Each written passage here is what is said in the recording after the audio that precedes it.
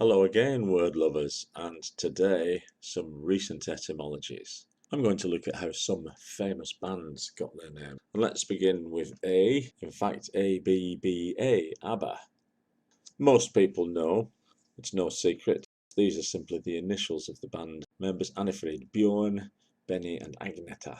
What they may or may not know is that ABBA comes from Aramaic via Greek and Latin and is an emphatic version of the word father. B is for Beatles.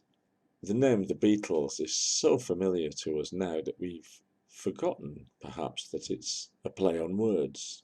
The beat, here's a 4/4 beat, 1, 2, 3, 4. Here's a 3/3, 1, 2, 3, 1, 2, 3. Those are the beats. The beetle, of course, is an insect, and so it's a play on words. They were originally the Silver Beetles, and it got shortened to the Beatles, incorporating this small pun. And once the Beatles was popular as a name, a misspelled animal, then the Beatles copy, which was manufactured in such a plastic way over in America, were logically known as the Monkees, who became surprisingly good.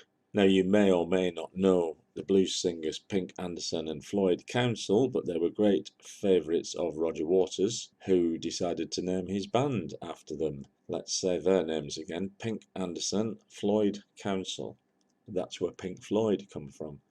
Meanwhile, in psychedelia, The Doors of Perception, an Aldous Huxley novel about the unconscious, was taken up as a name by LA band The Doors, who originally were The Doors of Perception, but it was a bit long, so they cut it.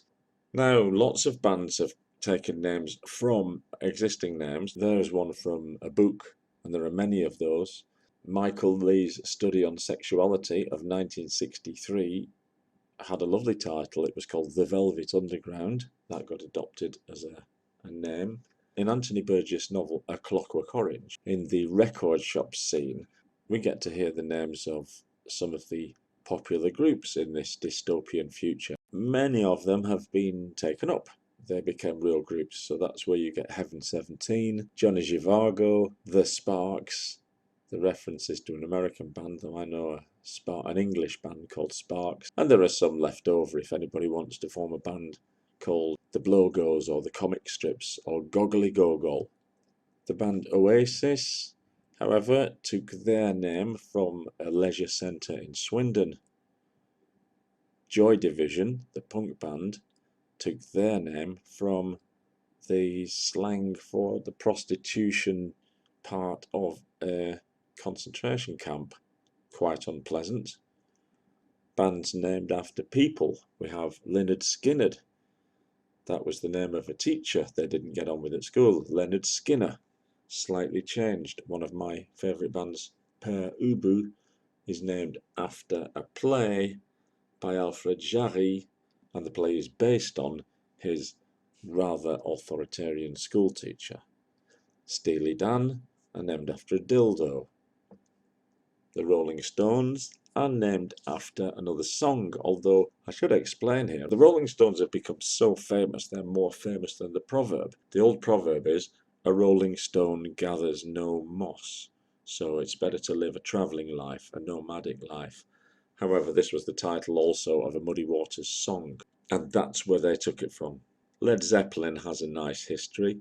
Legend has it that they were told before they went on stage they would go down like a Led Zeppelin, this being a variation of the more normal phrase to go down like a lead balloon. And speaking of going down badly, legend has it that one band was so bad they had to keep changing their name because they didn't get invited back to the same places. So the first time that they did get invited back, they said, well, we'll stick with the name because it's lucky, and that name was Jethro Tull. Queen, on the other hand, was a name that was simply decided on by Freddie Mercury, not so much because of the homosexual overtones, simply because he liked the sound of it, the majesty of it. Another of my favourite, if lesser known bands, The Resident, didn't want to have a name. They were only called The Residents because a tape that they sent to Warner Brothers was returned addressed to The Residents, as they hadn't put a name on it. Sham 69 comes from a graffiti, which is simply the name of the local football club, Walton and Hersham, and one of their successful years, 1969, when they won the Athenian League. They just like the sound of it. On the other hand, The Who is the subject of an apocryphal story. Is it really Pete Townshend's deaf granny, who every time he mentioned a new band he'd heard would say The Who? It could be. Chubby Checker certainly named himself after Fats Domino.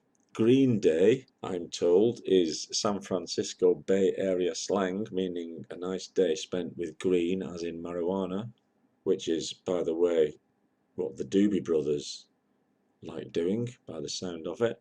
And the Icelandic band Sigur Ros are called that because the vocalist's mother gave birth to his younger sister just as they formed the band, and that's her name, Sigur Ros, which means Victory Rose. So there you go. We didn't go back as far as pie, but we did get to some Icelandic.